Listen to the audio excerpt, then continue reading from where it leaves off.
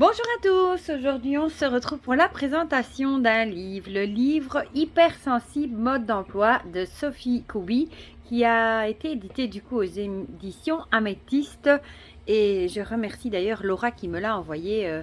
Je lui avais demandé si c'était possible d'avoir un exemplaire du coup pour pouvoir le partager avec vous et parce que je vous avoue que ce livre me faisait vraiment de l'œil, j'avais vraiment envie de le découvrir et c'est un gros bébé, hein. Il y a quand même, combien de pages il fait? Plus de 355 pages. Du coup, bah, évidemment, il va parler de l'hypersensibilité. Et je vais vous lire ce qui est écrit au dos. L'hypersensibilité toucherait 20% de la population. Pourtant, bien que cela représente près d'un quart des humains sur Terre, il est encore trop difficile d'être hypersensible dans notre société où tout va trop vite. Parfois, on regretterait presque que la cigogne n'ait pas glissé le mode d'emploi dans notre berceau. Pas de panique. Vous tenez entre les mains le kit de survie de l'hypersensible. Véritable boîte à outils de l'hypersensibilité, cet ouvrage a été pensé par et pour toute personne qui souhaiterait enfin comprendre son fonctionnement, tordre le cou aux préjugés qui l'entourent et en faire une véritable force au quotidien. Riche en illustrations claires et explicatives, enrichi de nombreux témoignages et cas pratiques, ce livre vous donnera toutes les techniques pour rester fidèle à vous-même et à votre sensibilité, grâce à des techniques de coaching, de psychologie positive ou encore de programmation neurolinguistique. Créer autour de vous un environnement des plus bienveillants et positifs ne sera alors qu'un jeu d'enfant. Et il est au prix de 18,95 €. Voilà pour ce qui est écrit au dos. Alors, bah déjà, je trouve que la couverture est très jolie. Je la trouve très douce. Et vous voyez, regardez, ici, on retrouve les couleurs des chapitres. Ça me fait penser un peu à un arc-en-ciel. Je trouve ça très joli. Voilà, donc on va le découvrir ensemble. Ici, on a toutes les mentions d'Améthyste Édition, Alliance Magique. La petite page. Alors, ici, on a le sommaire. Et on retrouve du coup les onglets des chapitres en différentes couleurs, enfin des parties. Donc il est divisé en 3 parties. La première c'est l'hypersensibilité c'est. Et alors ici on a les chapitres. L'hypersensibilité, ce que ce n'est pas du coup. Et alors un écosystème sous haute sensibilité. Puis on a des conclusions, des remerciements et une bibliographie. Et moi j'aime vraiment beaucoup la façon dont il est présenté. Alors ici, on a un petit à propos avec une photo du coup de comment Sophie, de Sophie qui a écrit ce livre. Alors une introduction sur ce qu'est l'hypersensibilité. Alors elle nous dit aussi que dans ce livre, on va s'intéresser au tempérament hypersensible. Voilà. Alors ici, on a un petit test justement pour voir si vous êtes hypersensible ou pas en fonction de vos réponses. Si vous en avez au moins 10 ou 14, etc. Un petit test à faire que moi j'ai fait. Du coup, pour vous, c'est quoi l'hypersensibilité? Ici, du coup, on est à la première partie. Ce que c'est pour nous l'hypersensibilité. Voilà, la première partie. Regardez comme c'est joli, illustré. Et alors ici, on a vraiment, ça va nous dire ce que c'est, et dans l'autre partie, ce que ça n'est pas. Et c'était très intéressant d'ailleurs ce chapitre-ci. Ça va vraiment nous parler de l'hypersensibilité visuelle, de l'ouïe, etc. Il y a plusieurs types. Voilà. Ici, par rapport aux 5 sens, la vue, l'ouïe, le goût, l'odorat, le toucher. Et alors, du coup, ça reprend, par exemple, ici, l'hyperesthésie visuelle. Voilà, moi, j'en fais partie. Je ne supporte pas les lumières vives. J'ai tendance à préférer une lumière tamisée, lampe de sel, etc. Si on m'allume de la lumière le matin, par exemple, je grogne.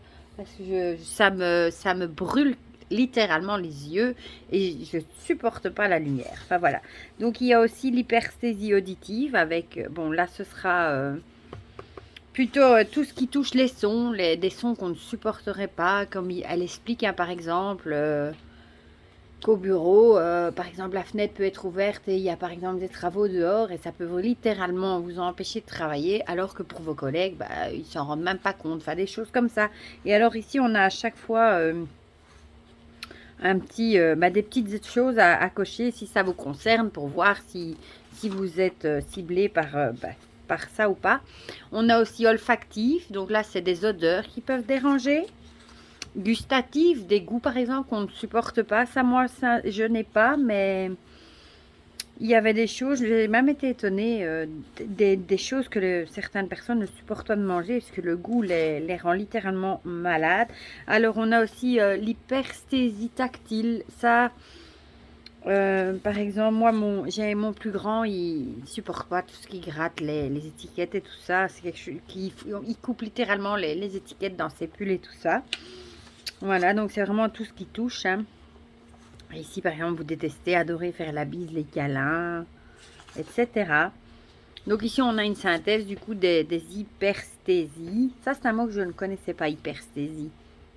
Ça, on nous explique du coup le rôle du cerveau hein, par rapport à ça. Le sixième sens, l'intuition. Des petites choses à retenir. Et alors ici, voilà, on a un petit test. Hein, observez-vous. Maintenant que vous avez pris conscience de l'incroyable potentiel de vos sens, observez-les. Voilà, et alors, c'est des petites questions à répondre, hein, du coup.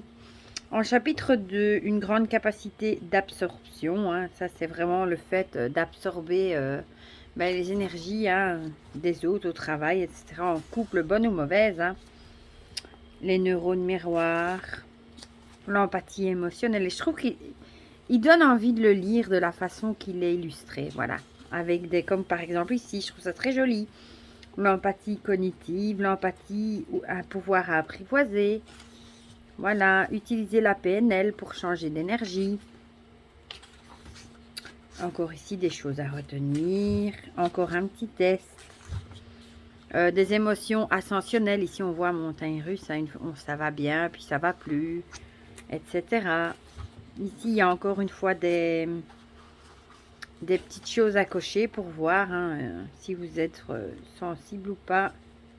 Voilà.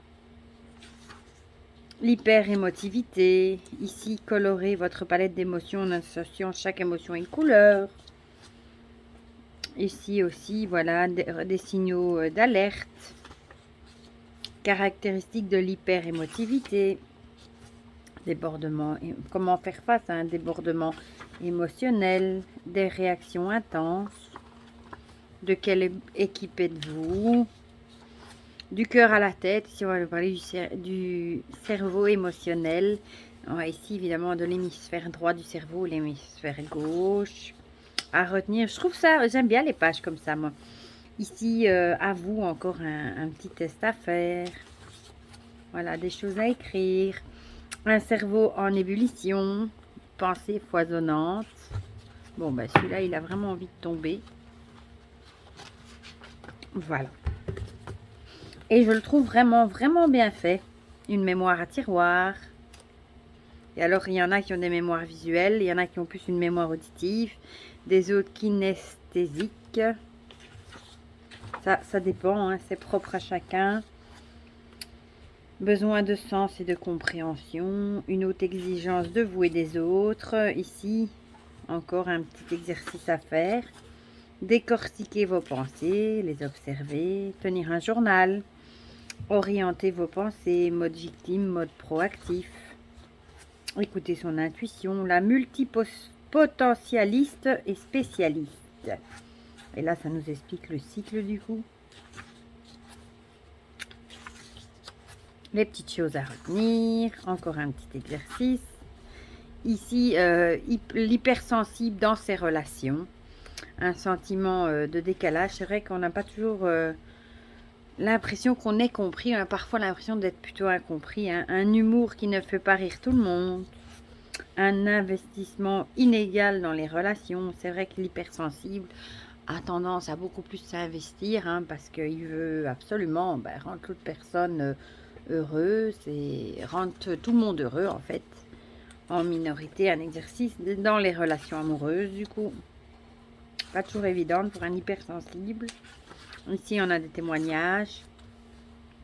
Le triangle de Karpman. Quelques conseils pour une relation épanouie. Le langage de l'amour à retenir. Ici, on a encore des petits exercices. Ouais, ça, je trouve ça super joli. Ici, on a la conclusion de la première partie avec tout des petits carrés. Et comme ça, en graphique, moi, ça me donne tout de suite envie de le lire. Voilà. Et ensuite, on passe à la deuxième partie dans les tons bleus. Hein. Est-ce que l'hypersensibilité n'est pas du coup? Ce n'est pas être dépendant. Ici, on a un test pour voir si vous êtes dépendant affectif, dépendance physique. Et regardez ça, ça fait vraiment penser à un petit cahier où c'est noté. Je trouve ça super chouette. La dépendance affective, du coup, on a encore des tests avec des choses à cocher. Hein. Ici, un petit exercice. Vers l'autonomie affective à retenir. Ce n'est pas être pleurnichard ou pleurnicharde. Que disent mes larmes? Observez vos larmes, encore un petit exercice. Dois-je les laisser couler? Comment apaiser mon chagrin? Pourquoi certaines personnes ne pleurent jamais? À retenir. Ici, j'adore les petites boîtes de mouchoirs. Les Kleenex, c'est mignon. Ce n'est pas être solitaire. Et on retrouve le poisson dans son bocal. L'introversion. Ici, est-ce que vous êtes introverti? Un petit test. Un petit témoignage ici. Ici, des petites choses à savoir. Hein. Par exemple, beaucoup de relations amicales très variées.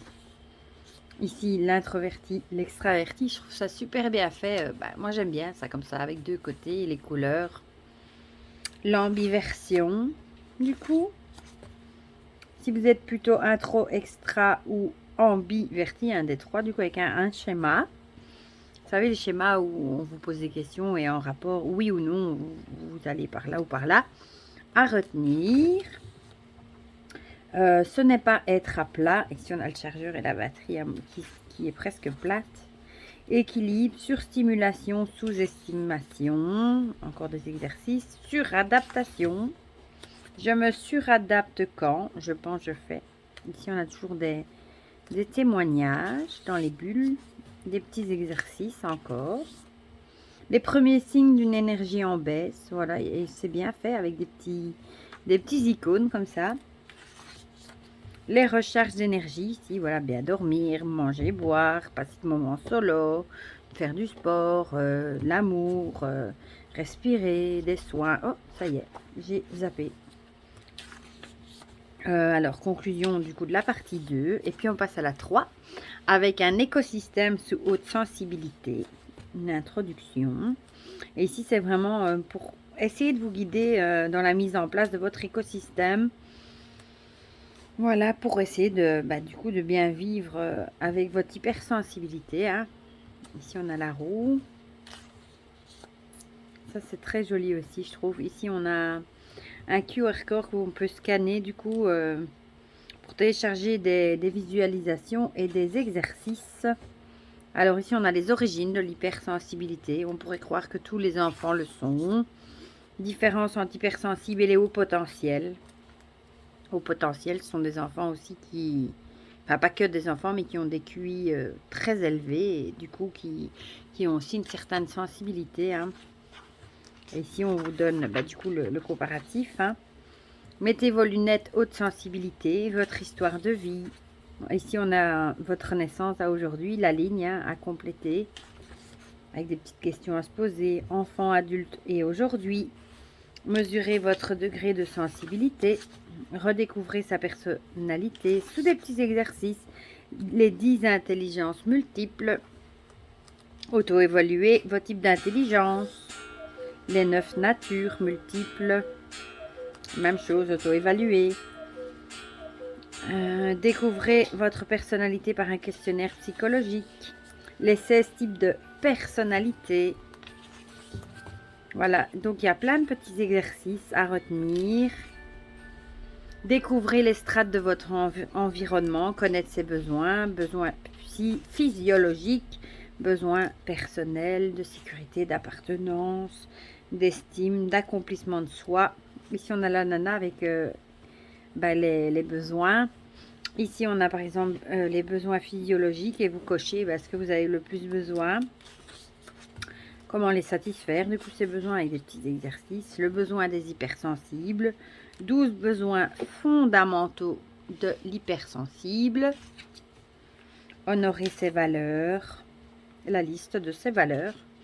Ici, vous pouvez cocher ceux qui comptent le plus pour vous, qui ont le plus d'importance. Oui, il y en a beaucoup. Hein. Mes valeurs, du coup, ma boussole de valeurs à retenir. Alors ensuite, décoder ses émotions. Déjà, qu'est-ce que c'est une émotion, pour commencer?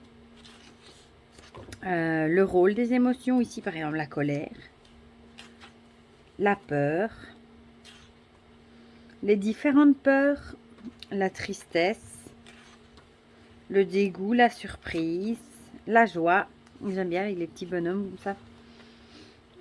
Ici, c'est encore des tableaux périodiques des émotions nuancées, les émotions désagréables récurrentes. Ici, alors, par exemple, on a quelle émotion, dans quelle situation, vos besoins, comprendre les dysfonctionnements émotionnels, éliminer vos émotions, pratiquer la technique d'identification sensorielle, méthode du Tipeee, comment exprimer ses émotions, les règles de communication non violente à retenir, former votre écosystème, les éléments de l'écosystème. Bon, là, il y a vous, les autres, relations amoureuses, professionnelles, les projets, cadre de vie, le rythme. Bon, ici, on a une page pour établir, du coup, le vôtre. Bien avec vous, cultivez l'amour de vous. Par exemple, vous avez du mal à dire non, commencez par ne pas dire oui. Portez-vous un regard bienveillant. Aimez-vous tel que vous êtes, parfaitement imparfait. La liste de vos réussites, boostez votre confiance en vous. Bien avec les autres, suradaptation et faux self. Ici, on a encore des témoignages. Les différents faux self, le faux self du gentil, du cool, de l'intello, du cancre, etc. Moi public, moi privé, ici les différences, quand je suis normale ou quand je porte un masque. Parlez de votre sensibilité, bien dans vos relations amoureuses. Bon, ici, l'espace du couple, etc. La sexualité, bingo de la sexualité des hypersensibles. Quelques conseils pour une sexualité épanouie, bien au travail. La roue de la vie professionnelle. C'est fait sous forme de schéma graphique et c'est super agréable à lire. Bien vivre l'open space. Faut-il parler de son hypersensibilité en entreprise? L'hypersensible en quête d'un travail idéal. Ici, on nous parle de l'ikigai. Un petit mot des projets qui vous animent. Rédigez votre bucket list. Voilà, ici, vous avez une place pour le faire. Créez votre tableau de visualisation. Bien chez vous, vos ambiances préférées. Vous êtes plutôt, par exemple, ville, village, plein de campagne, votre soirée idéale, etc. Trouvez votre rythme. Ici, c'est pour faire son horaire, du coup. Enfin, son planning idéal, du coup, à retenir. Ici, ajustez les paramètres de votre écosystème. Repérez les éléments déclencheurs. Les déclencheurs émotionnels, par exemple, les adieux, la domination, la critique. Un environnement satisfaisant. Faire du tri. Développer des relations épanouissantes. Accepter l'imperfection. Aérez votre cerveau, revenez à l'instant présent, pratiquez la pleine conscience, la méthode 3.6.5, 3 fois par jour, 6 fois par minute pendant 5 minutes, la respiration en carré par exemple, la méthode Vitos, ça je ne connais même pas, ça nous explique ce que c'est, 16 habitudes qui peuvent tout changer, le modèle de Brooke, ici, CPEAR. Observer les situations avec le SWOT. Faire des choix avec les 3 oui. Ce sont toutes des petites techniques en fait qui peuvent vous aider dans la vie. Le tracker des habitudes et des humeurs. Voilà, par exemple. Par exemple, vous avez l'humeur du jour, si vous avez dormi plus de 7 heures ou pas. Si vous avez fait un moment de lecture, un moment pour soi, un moment de sport, etc. Créez vos routines à retenir. Prenez de la hauteur, l'ancrage, très important avec les 8 étapes. Visualisation pour gagner en confiance.